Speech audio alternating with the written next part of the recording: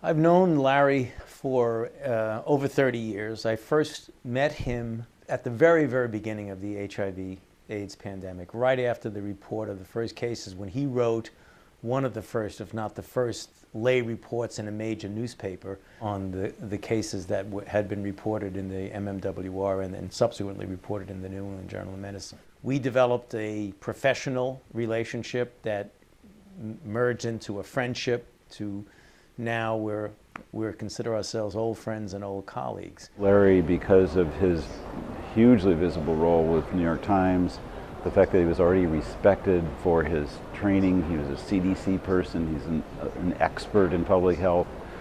When he started writing about this, and the clarity of his writing is obviously, still is really a hallmark. But the stories of his early days being smuggled around Africa in the trunks of cars because there was so much stigma when he was covering AIDS in Africa for the first time, that kind of stuff you can't make up. For most people now, his most memorable article was just as recently as last year when he published an article going back 30 years into the epidemic, and I really think that it's a classic that I think everybody needs to read. He was very important. He was kind of like the conscience of reporting, purely by his intellectual probing. There was no such a thing as a quick interview with Larry. Hey, I got 10 seconds, just say yes or no. That was completely anathema to him. When my staff would say Larry Altman's on the phone, I would look at my watch and say, okay, I'll be on the phone for 20 minutes or a half an hour, because it was not going to be just a soundbite. He was not interested in sound bites. He was interested in what the depth and the breadth of the story was. That really goes a long way of inhibiting, if not removing, stigma. Larry Altman, to me, has been a real hero in the field of infectious disease.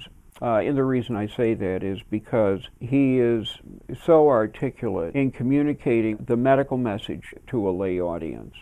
Of course, he is a physician. He understands what's going on in the field. He actually goes to some of our infectious disease meetings, but he's able to translate that to a very meaningful message, and it's right on. His message is right on target. And I don't know other people that are primarily writers for press who are able to do that. He's in a field by himself.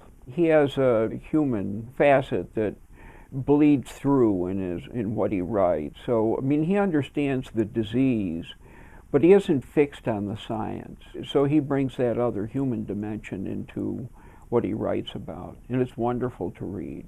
I think when you take a Larry Altman personality of perfection and getting it right, with a Larry Altman training of medicine, science, epidemiology, and health, and you put them together in a New York Times reporter, talking about all the stars being in the right constellation to make something really good happen, that's what you get with Larry.